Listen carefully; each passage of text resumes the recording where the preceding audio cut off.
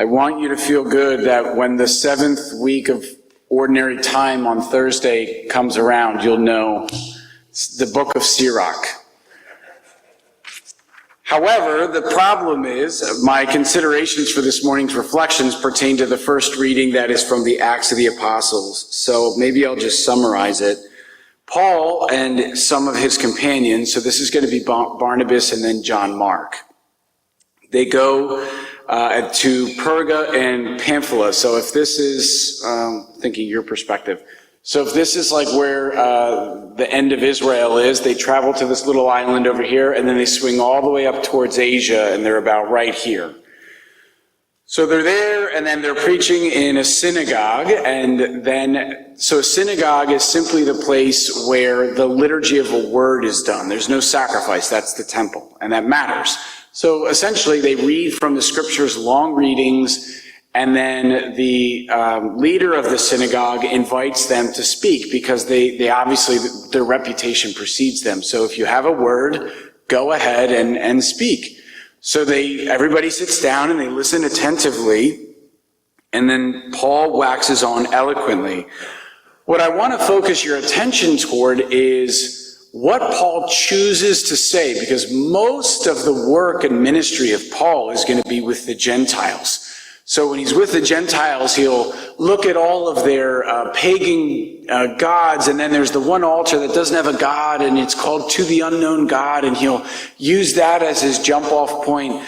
Others he'll use, like Stoicism is very big at this time, so he'll approach the gospel from Stoicism and philosophy. But here, he doesn't do any of those things. He doesn't talk about unknown gods. He doesn't talk about Plato, Socrates, Stoicism, anything like that. He immediately goes in and builds his argument from Jewish history.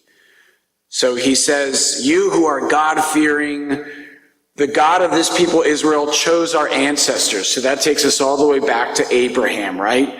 Then with their sojourn through the land of Egypt. So now we're up to Moses, and he goes from Moses into the land of Canaan, and then from the land of Canaan up to David and the prophets. He's got King Saul. And then all of a sudden he gets to John the Baptist and he arrives at Jesus. What is he doing is he's trying to communicate to these people who grew up from the moment they were born instilled deeply with the memory of the history of their people, to show how Jesus is not something totally other. He is the flower from which the Israelite history is the stem. It makes sense. He is the one that you've been waiting for, and let me demonstrate how all things have been moving towards this. This is a much better argument than from Stoicism, which means Paul knows his audience. I think a mistake that Christians can do in their zeal is to just imitate Paul's arguments or Peter's arguments. What is not taken into account in today's time is that our audience is different. They're not Jews. They're not philosophers. They're not even necessarily actual pagans. They might be heathens, but they're not pagans like they're worshiping the god of the grass. So that means we have to present the gospel according to the disposition of our audience. What do you know about people today? The narrative that they focus on is the narrative of the human experience. And so, for example, Pope Leo, I think, has a really good sense of this, where he recognizes that if we're going to evangelize the world, we have to start with the experience of the individual. But that experience was cultivated over hundreds of years of cultural development. I find myself, I've even had to make this an object of study. There's this massive, I think it was like, a 30-something hour long audiobook by historian Carl Trueman called The Rise and Triumph of the Modern Self. In other words, how did we get here?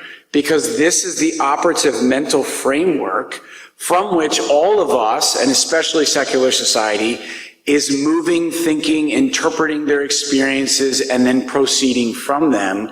And if we don't understand how we got here, then how do we know how to deliver the good news? And so for us, it's not enough to simply know the church's teachings and to be able to have the catechism like bullet points in our mind and just quote unquote catechize. We have to evangelize, which means a significant portion of our time needs to be placed into knowing our audience and their needs so that we can actually meet them where they are and then show them how Jesus Christ is truly the flowering of all of their own desires, all of their confusions that now become made clear, all of their hopes, and ultimately their own human flourishing. And if we can do that, then I think the landscape of the world will be much, much different.